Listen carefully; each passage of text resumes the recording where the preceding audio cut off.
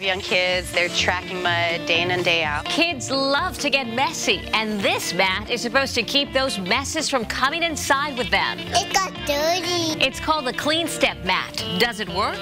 We have some young testers who are ready to walk all over it. It seems like once you clean your floors or vacuum the carpet, people are right behind you tracking in dirt and mud. You know what I'm talking about, them kids.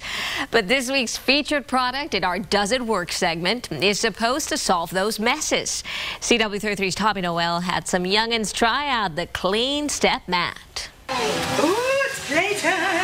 3-year-olds. They're adorable, they're mischievous, and they're messy. I have young kids, they're tracking mud day in and day out. Kids and dogs, feet and paws. What a disaster! Introducing the Clean Step Mat, the amazing new miracle doormat that absorbs and traps the mud right off your feet. A few kids took a break from playing at Kidville to help us out. What do you think it is? Oh, wow. 3-year-old twins Andrew and Carter agreed to get their feet dirty. We found a patch of mud outside to be our mess maker. Both feet. Meanwhile, back inside, the mat's in position, so let's bring in the duo. Wipe your feet. The boys got as much dirt, mud, and water as they could onto the mat. Some of the mud came off their shoes. But when they walked onto the floor, it still got dirty. The infomercial was quite different from what actually occurred. I think the boys were more worried about the floor than anything. Just clean it up. We have to clean it up. In the infomercial, they used some white paper to show just how well the product works, but when we did the same scenario, The white paper is filthy. And I put some mud in there too. I'm not quite sure what he said, but it sounded cute. It got dirty. By the way, the twins may only be 3, but I already sensed some sibling rivalry. Carter, we can't see you. Where'd you go?